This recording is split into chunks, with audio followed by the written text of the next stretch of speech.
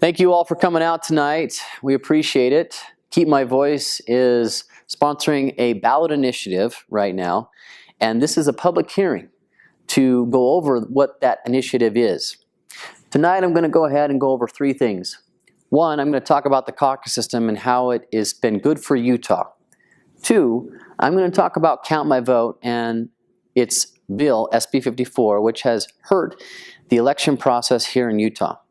And three, I'll discuss the Freedom of Association Initiative, our ballot initiative, and what it will do to restore the neighborhood caucus elections and also the freedom of association, which is imperative that we all protect as part of being Americans and being citizens of this state. One of the things I should mention before is to give you a little context of where caucus comes from. Caucus is a truly American word. Caucus comes from the early 1700s of our founding era. In 1719, Elijah Cook Jr. and Samuel Adams' father, Deacon Adams, established the first caucus in Boston. The object of that was to champion the economic and political rights of the normal man.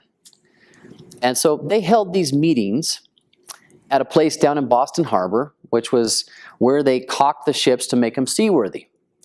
Now, consequently, those meetings were held down there and they were called the Cocker House meetings. Over a few years, that term morphed into caucus meetings. And hence you have the word today, caucus. Now, Samuel Adams, many of you probably know who Samuel Adams is. He was the founding father of our revolution. They call him the father of the revolution. And Samuel Adams used the caucus system, along with many others like John Adams and Paul Revere, to basically help push back against the British parliamentary actions that were unconstitutional to them, that violated their rights. They also used it to support the Sons of Liberty and to organize the Boston Tea Party, as well as to organize the committees of correspondence which led to the revolution and eventually the independence of the United States from British rule. So our whole founding of this country is based upon that grassroots movement that came through the caucus meetings. Push forward a few years to late 1800s, when we settled in this state. The pioneers also established the caucus system. And that system went through until around 1937, when here in this state, there was a powerful senator named Herbert Ma who was running for the governorship. He wanted to obtain the governorship. He was a Democrat, and his delegates in his convention did not support him. The reason why is because his voting record did not correlate with their values, and his voting record had steered from their party platform. And so twice he lost a bid for governorship in his convention, Democratic convention. And so he figured out a way that he could get in office by getting rid of the caucus system. And so he talked his colleagues into allowing a bill to go through in the legislature that would eliminate the caucus system and establish a direct primary. Consequently, he became the governor after that. Within 10 years, that law was repealed.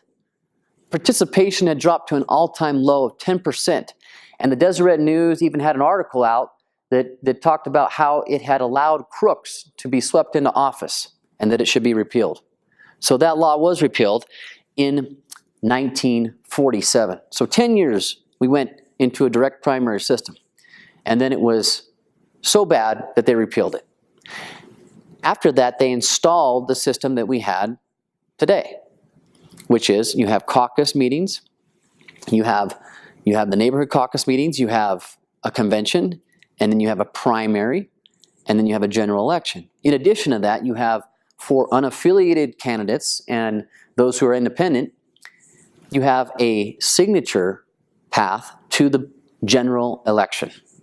And that was the balanced hybrid system we had from 1947 to 2015. It was a good system. In fact, Utah was recognized as one of the best states in the nation in terms of its governance. Best managed state, year after year after year. Unemployment, 3% right now. Jobs skyrocketing. And we don't hold the debts that all these other states have. So what happened all of a sudden? Why did we change? In 2015, Count My Vote, their bill, which is SB 54, Senate Bill 54, that went in, that was signed into law in 2014. What that law did is it basically nullified everything that happened in the caucus and convention. It disenfranchised all the people that participated in that. How? It established that if you're a political party in Utah, you have to, by force, give up one right to have the right of a party. That right was you cannot have a caucus convention process without a direct path to the primary ballot via signatures. And so that is what we call an unconstitutional choice. That was established here in 2015, and that bill has since caused a little, it caused a lot of turmoil in our political system. Because what happens is it sets up a money for ballot position process. Let me explain. So while candidates that are going through the caucus convention system have to go and talk to their neighbors, have to talk to delegates, have to go out and go to all the cottage meetings and the debates and so forth, the person that can go around that system and bypass it via the signature route simply pays a firm to go and gather signatures for them, and they are automatically, once they have the signatures, they're automatically on the primary ballot. Meanwhile, the whole meaningful process is excluded. And so this system is basically controlled by money. And that's why it's bad for Utah. Not only that, but SB 54 violates fundamental constitutional rights, that being the First Amendment. And so under the First Amendment, you have the right of freedom of speech and freedom of assembly. Well, that's also together is called freedom of association as well, meaning that you can have your beliefs and you can associate with who you want, and you can politically align yourself with that ideology, and you can choose people to represent you how you will. And so the Republican Party, as well as the Democrat Party and the Constitution Party of Utah, have all decided to use the caucus convention process to select their nominees for the ballot, for the election. But because of SB 54 and Count My Vote, they have forced upon that and taken away freedom of choice and said, you have to do it this way or nothing. And so this is another thing that we have decided is very important, and this is why we're doing our initiative. One, to restore the caucus system, and two, to make sure that the freedom of association, a constitutional right, is protected here in Utah. And what good are we if we can't even protect the basic fundamental rights that we espouse as Americans? So, we approached the legislature. All right, there's some in the House, there's a lot of movement in the House to get something passed to repeal SB 54. But in the Senate, we've got a lot of pushback. And mainly it's from those in the leadership positions and that have sponsored this bill. And so, because we can't go through the legislature, we decided it was time to do a ballot initiative and bring this to the people and make sure that to educate them about the issue so that they can vote to do the right thing. So, the Freedom of Association Initiative, and I've got a flyer for you guys, if you can refer to this flyer. It says Freedom of Association Initiative. And let me just go ahead and read what it says, and then I'll give you the bullet points. Utah's neighborhood caucus system is a civic tradition that has served our state well in producing responsible government and maximized grassroots citizen participation that merits protection and preservation. Count My Vote, SB 54, has greatly damaged Utah's neighborhood caucus system and violates First Amendment rights by forcing political parties or private organizations to use a nomination process contrary to their choice. Finally, Keep My Voice Freedom of Association initiative fully restores the freedom of choice for political parties to decide their nomination process.